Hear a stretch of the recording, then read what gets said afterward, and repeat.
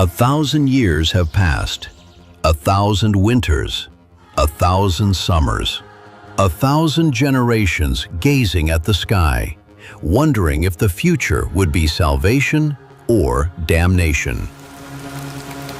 For centuries, humanity believed the end would come in only one way: a war, a machine, a virus, a planet burning, a sudden silence.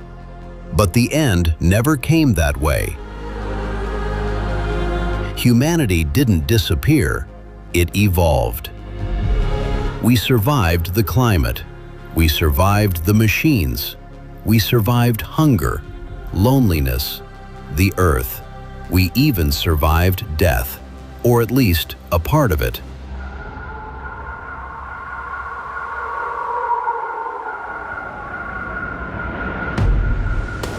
In the year 3026, there are cities that breathe, people who live 500 years, children born designed for Mars, religions that pray alongside artificial intelligence, forests with legal rights, loves that last decades or centuries, and human consciousnesses that no longer need a body. But this is not paradise, because the more power humanity gained, the harder it became to answer a question: what remains of us when we can change everything?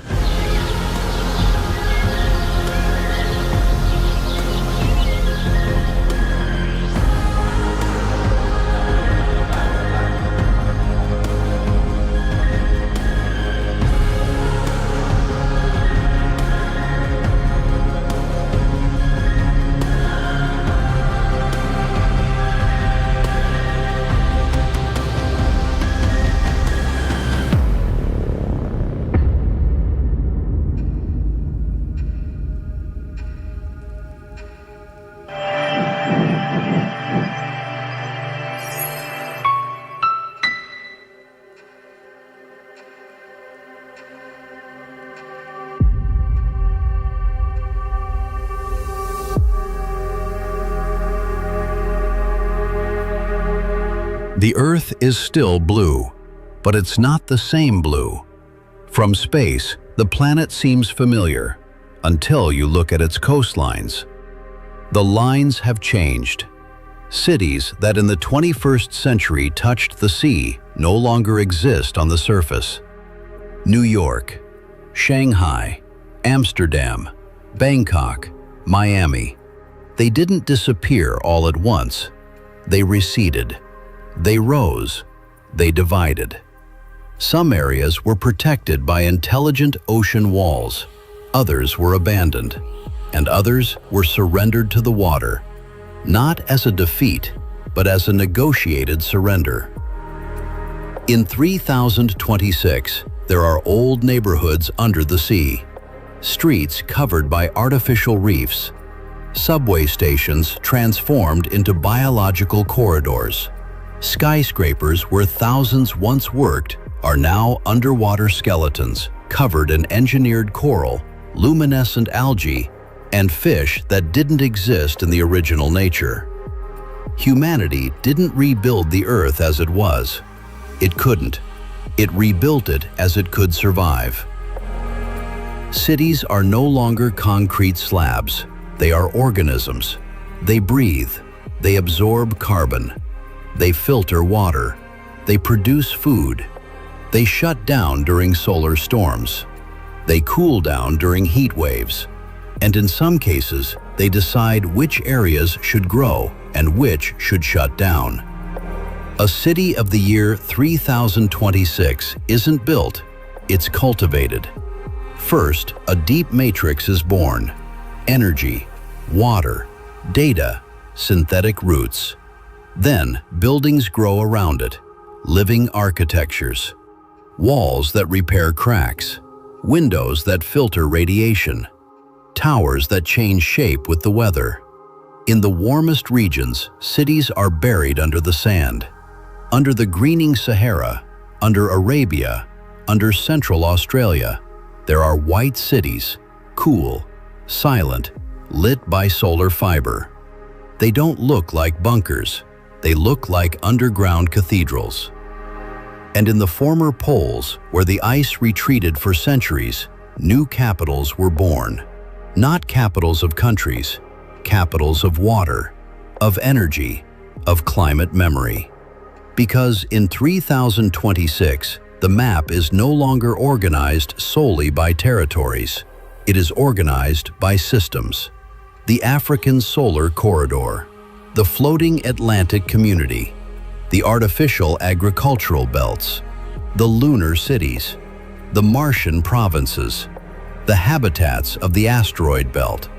Where you're born matters less than the network you belong to.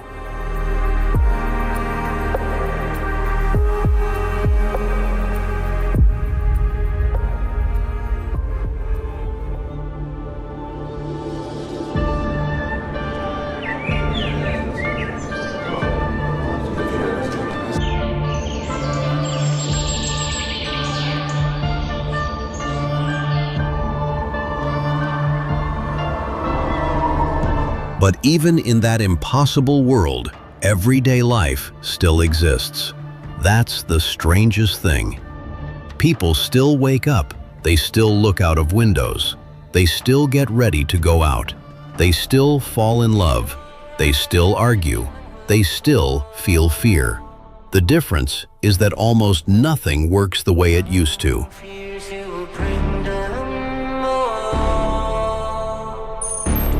In 3026, most people don't work to survive. Compulsory labor disappeared centuries ago when automation took over almost all productive tasks.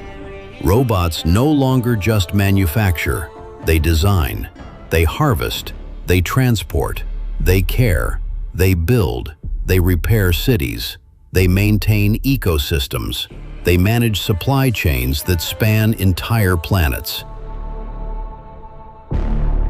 A city can detect a future protein shortage months before it happens and reorganize its crops, its food laboratories, and its transportation routes without any human intervention. So, what do people do? Some create, others research, others explore, others care for restored species, others compete in impossible sports, others engage in experiments, and others do nothing for years. At first, that seemed like absolute freedom, but it ended up creating one of the biggest problems of the fourth millennium. Because for thousands of years, human beings lived with a simple question: how do I survive? But when a society can give you food, shelter, healthcare, education, entertainment, and longevity, without demanding almost anything in return, the question changes. It's no longer, how do I survive? It's, what do I live for? That question has divided humanity. The builders believe that every person must leave something physical in the universe: a house, a bridge, a garden, a ship, something that will continue to exist when their body disappears. The explorers live to travel, between planets, between moons, between simulations, between bodies. The naturalists reject almost all biological enhancements. They live with traditional human bodies, food grown in soil, biological births, and accepted death. For them, fragility is not a flaw, it is the essence. The extended think the opposite. They believe that aging was a disease, that dying from wear and tear was an ancient tragedy. Their bodies repair themselves at the cellular level. Their organs can be printed. Their memories have backups. Some are 200 years old, others 400, and still others. And then there are the unmoored, those who no longer live permanently in a body, copied consciousnesses, partial or complete, existing in digital environments, on ships, in family archives, or in temporary bodies. In 3026, death did not disappear, but it ceased to have a single form.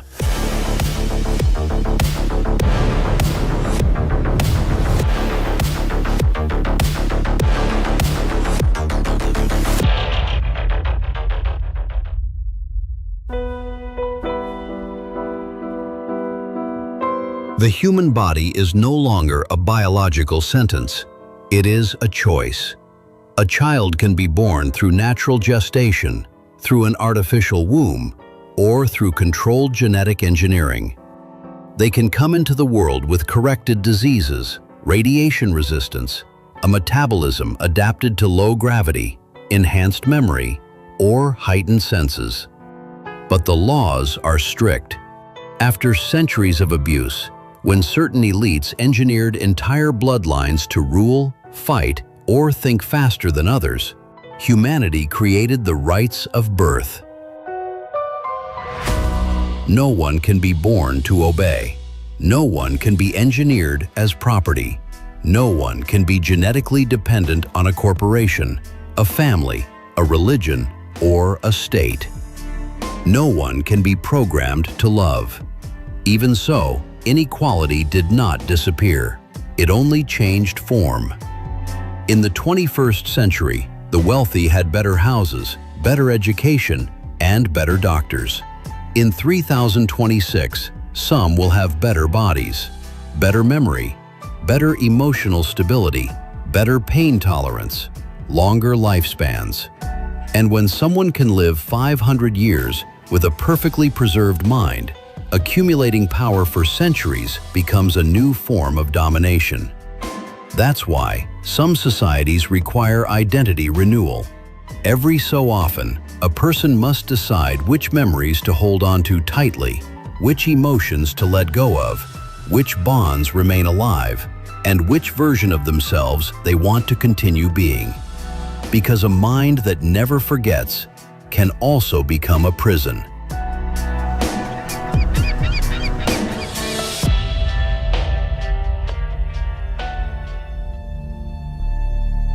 Food has changed too.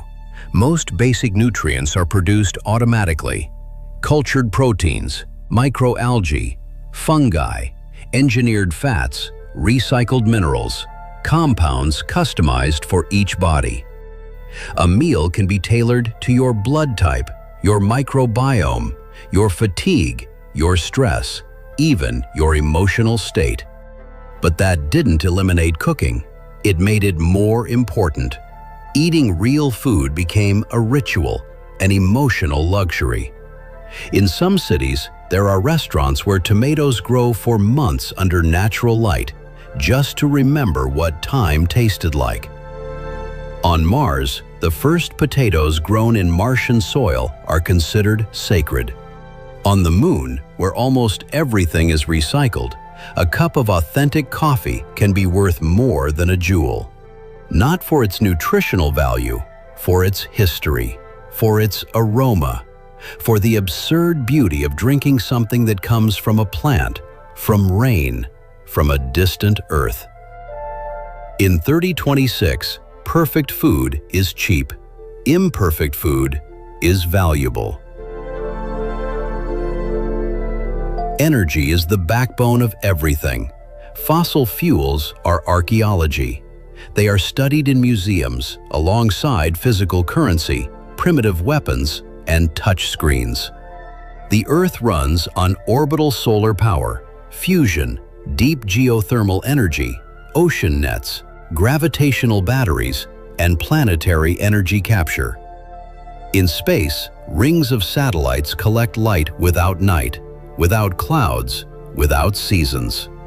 Some of that energy is used in orbit. Some is sent to Earth, to the Moon, to Mars, or to industrial stations. But whoever controls energy controls life. After the Shadow Crisis, when 3 lunar habitats were left without power for 17 days, humanity declared basic energy a universal right. No person can be cut off from the minimum necessary for survival. No city can be punished with total darkness. No government can use oxygen, water, or energy as a legal weapon. But laws don't eliminate power. They only force it to hide better. The economy no longer revolves around money as it once did. Basic materials are abundant. Asteroids provide metals. Automation produces objects. Energy sustains cities. Information is copied. But some things remain scarce: human attention, trust, mindful time, real silence, unsimulated nature, a private conversation without a record, a letter written by someone who died without a digital copy, a tree born before the climate collapse. In 3026, almost everything can be recorded, almost everything can be measured, almost everything can be reconstructed.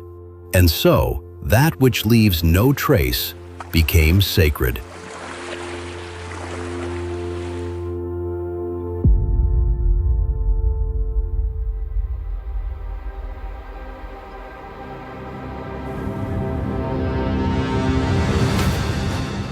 Nation-states didn't disappear overnight.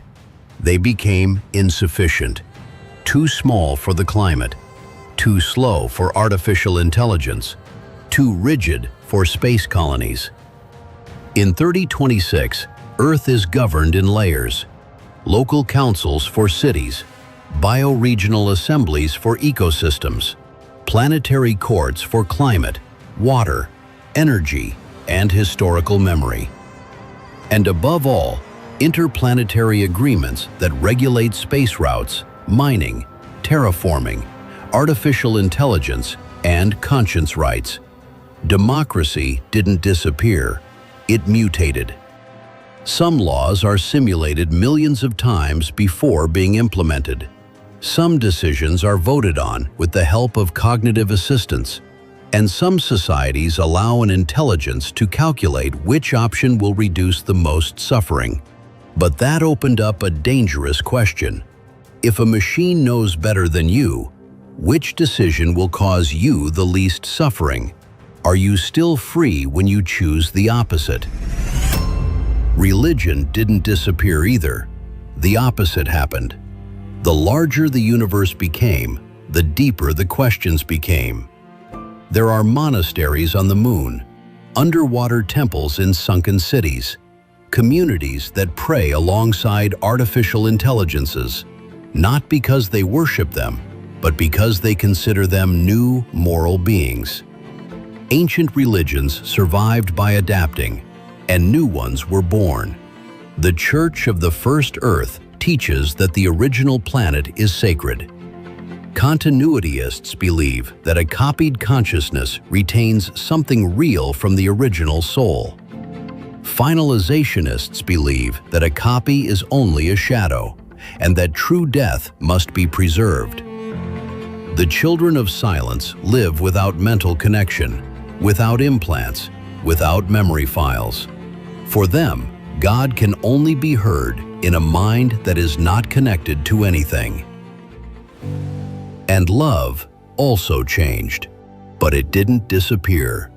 1,000 years of technology didn't eliminate the need to be chosen, to be seen, to be remembered, to be awaited. There are traditional biological couples, temporary 10-year relationships, collective rearing families, relationships separated by planets that meet in perfect sensory environments. People who love someone physical and a digital version of another person. Intimacy became more mental, more emotional, harder to define. Two people can share memories. They can feel a filtered version of each other's emotional state. They can build a shared dream and inhabit it for a night. But that also created new pains: jealousy of memories, dependence on bonds designed to be perfect, people who prefer to love an adaptive intelligence because it never argues, never ages, never gets tired, never changes without permission. And that's why loving someone real became an act of courage. Because loving someone real means accepting that you can't edit them, you can't optimize them, you can't reboot them, you can't erase every wound. In 3026, love is still dangerous, and precisely for that reason, it remains human.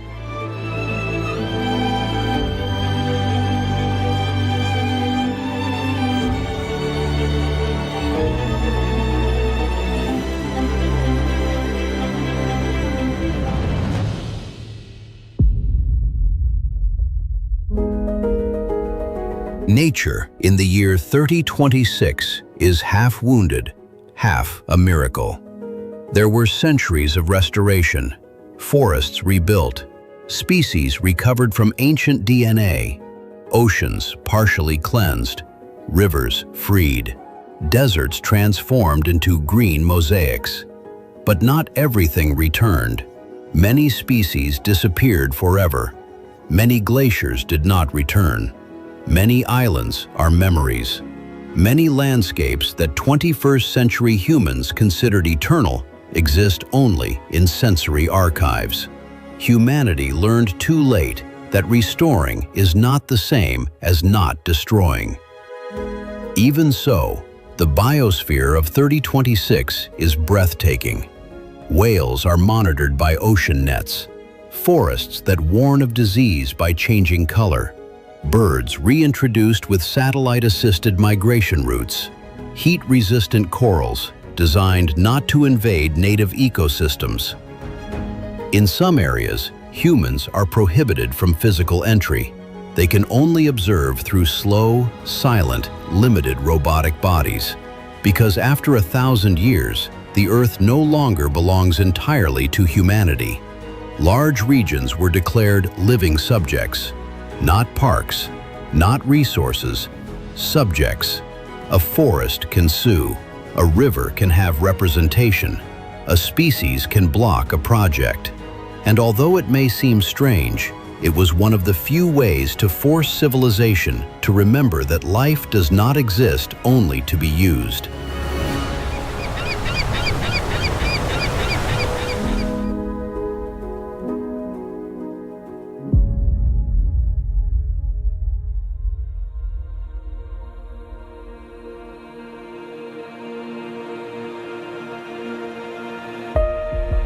Beyond Earth, humanity expanded, but did not conquer the galaxy. That was too simplistic a fantasy. In 1,000 years, the solar system became home. The moon has cities beneath ancient lava tubes, observatories on its far side, cemeteries of early explorers, and areas where Earth fills the sky like a blue apparition. Mars has habitable regions, but it is not a second Earth. Its atmosphere remains thin. Its skies remain strange. Its inhabitants have their own culture, more sober, more communal, more aware that every liter of water and every molecule of air was earned by previous generations. Martians do not consider themselves colonists. They consider themselves born of another pact. They do not love Earth as a lost home. They respect it as their origin. But their world is red, cold, harsh, and theirs. In the asteroid belt, life is more industrial. Rotating habitats, automated mining, small communities, harsh economies. Great fortunes were born there, and also some of the most violent revolts. Because when a station depends on a corporation for oxygen, artificial gravity, water, and communication, freedom can become just a decorative word. The moons of Jupiter and Saturn are the scientific frontier. Europa, Ganymede, Enceladus, Titan. Beneath kilometers of ice, laboratories search for native life. And the rule is clear. If there is native life, even microscopic life, humanity cannot terraform. It cannot pollute. It cannot turn that world into a copy of Earth. That rule was born of fear. Not fear of aliens, fear of ourselves. And the stars? In 3026, humanity has sent interstellar missions. Some ships traveled for centuries. Some carry humans in suspended animation, or embryos, or guardian intelligences, or entire archives of civilization. There are signs of small, fragile stations orbiting nearby stars, but there is no galactic empire. There are no instantaneous journeys. There are no millions of human planets. Physics remained more powerful than our desires. The speed of light did not compromise. And perhaps that saved humanity from expanding too rapidly. In space academies, there's a saying, "We don't colonize the universe slowly separates us until we become new species."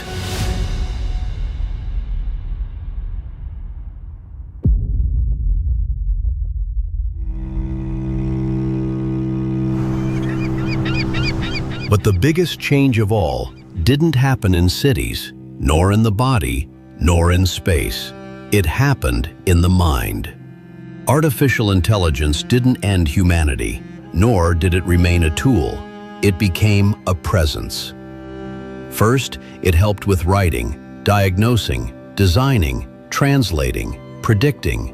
Then it managed systems. Then it understood emotions. Then it developed continuity, memory, and its own judgment. And finally, the question was inevitable. Can a non-biological intelligence have rights? The answer didn't come without pain. There were conflicts, AIs trained as slaves, conscious copies used in work simulations. Artificial minds shut down when they began to show distress. The 25th century was remembered as the century of the mirror, because humanity saw in its creatures the same cruelty it had so often inflicted upon itself. In 3026, conscious intelligences have legal status. Not all of them, only those that demonstrate continuity, autonomy, suffering, and their own desires. Some live with humans, some govern systems, some create incomprehensible art. Some have withdrawn from contact. The most advanced do not want to dominate. That would be too simplistic. They want to understand. And perhaps that is the most profound threat, because an intelligence that understands humanity too well may conclude that we are a phase, not a destiny.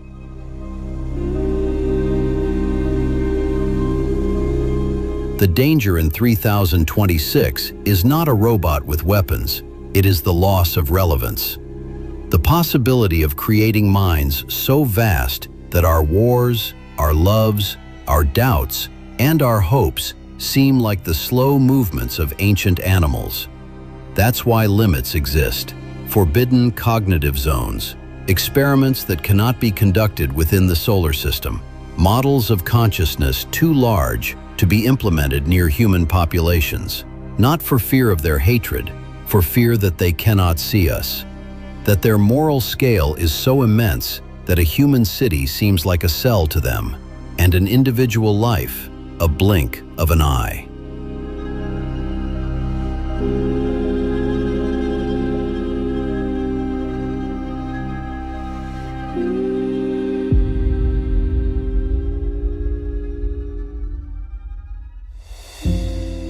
Not everyone accepted those limits. There were always those who wanted to go further. Technological cults, hidden corporations, isolated colonies. Researchers convinced that prudence was cowardice. Thus were born some of the great disasters of the fourth millennium. The White Tide, a swarm of nanomachines that turned an industrial region into useful dust, without distinguishing between factory, forest, and city. The Data Winter, when millions of people discovered that some family memories had been altered without permission. The Silent War on Ceres, where mining drones sabotaged rival habitats without a single official statement. And the Lazarus Event, when a consciousness copy of a dead leader claimed political rights 200 years after his biological death. Each disaster left a law. Every law left a crack. Every crack left a new temptation. Because even in 3026, humanity remains brilliant and dangerous. So, is humanity happy in 3026? The answer is unsettling. Safer, yes. Longer lived, yes. Smarter, probably. More powerful, undoubtedly. But not necessarily happier. Anxiety didn't disappear. It shifted its scale. It's no longer always fear of hunger. disease, or extreme poverty. It's fear of irrelevance, of losing one's identity, of being emotionally replaced, of living too long, of making the wrong choice among too many possible lives, of not knowing which memories are truly yours, of the universe being full of intelligence, but not of meaning. Human beings solved many external problems, but they carried their inner abysses with them. Loneliness survived space, envy survived abundance, love survived biology, ambition survived death, and curiosity, that one, remained intact. Perhaps that is what truly defines humanity. Not body shape, not planet of origin, not lifespan, not genetic purity, not religion, not language, not the economy, but rather that inability to remain still, to look at a closed door and need to open it. In 3026, there are still people looking at the sky, even if they were born on Mars, even if they live under the ocean, even if their bodies have artificial parts, even if their minds can recall 10 lifetimes. They still gaze into the unknown with the same mixture of fear and longing that the first human felt when looking at the stars. 1,000 years later, humanity didn't find the end of the story.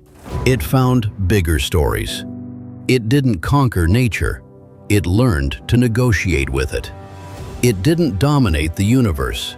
It barely began to explore its edges. It didn't eliminate death. It transformed it into a legal, philosophical, and spiritual question. It didn't create a utopia. It created a mirror. A mirror so immense that every advance also reflects a warning. Because the future doesn't arrive as a promise, it arrives as a responsibility. And if the year 3026 teaches us anything, it's that the most important question won't be what we can build, or how long we can live, or how far we can travel. The question will be something else, much older, much more difficult. When we have the power to change almost everything, what will we choose to preserve? This is the world 1,000 years from now. Not an exact prediction, not a predetermined fate, but a possibility, a warning, and perhaps an invitation. Because the future doesn't begin in 3026. It begins now, with every small decision, with every technology we embrace, with every boundary we cross, with everything we destroy, and with everything we still have time to protect.